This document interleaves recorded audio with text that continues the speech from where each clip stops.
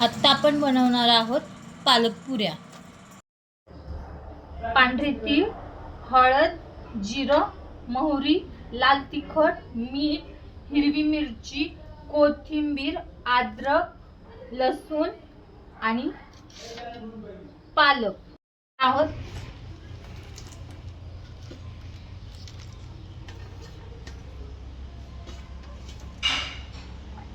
त्यानंतर त्यामध्ये आपण चवीसाठी थोडीशी कोथिंबीर टाकणार आहोत।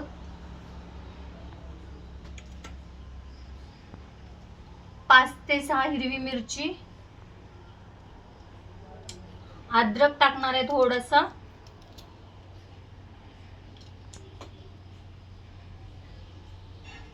थोडंसं तीळ टाकूया 1 चमचा,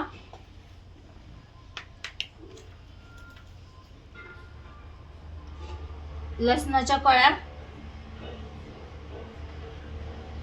टेस्ट येण्यासाठी थोडंसं जिरं 1 चमचा,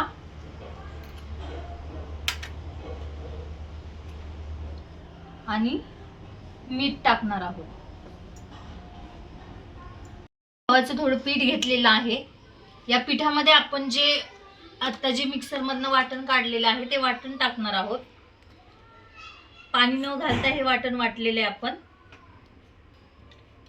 त्यानंतर आपण त्यामध्ये थोडंसं हिरवी मिरची टाकलेली आहे, पण टेस्ट साठी थोडीशी लाल तिखट पण टाकणार आहोत, आणि 1 चमचा तीळ टाकूया,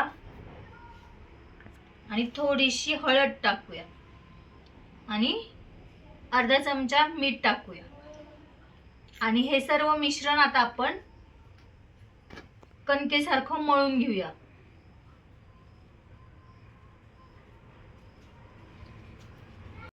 पीठ टाकून घेऊया आणि बारक्या बारक्या पुऱ्या लाटून घेऊयात आपण या केलेल्या।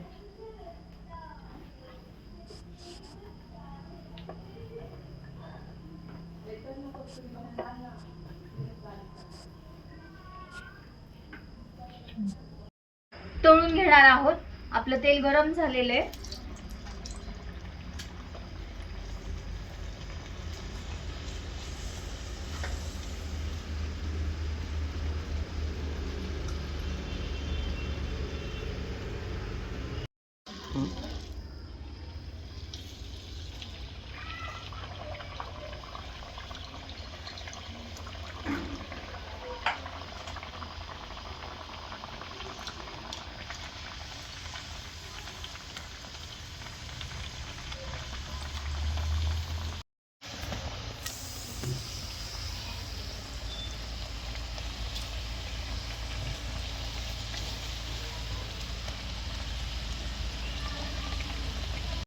सर्व तळून झालेले आहेत। लहान आणि मोठ्या दोन्ही प्रकारच्या पुऱ्या आपण तळलेल्या आहेत। अशा प्रकारे आपलं ताट सजवून तयार झालेलं आहे।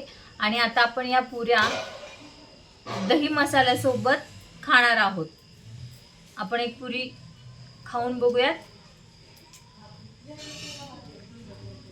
अतिशय सुंदर झालेली आहे पुरी, आणि टेस्ट पण छान आहे।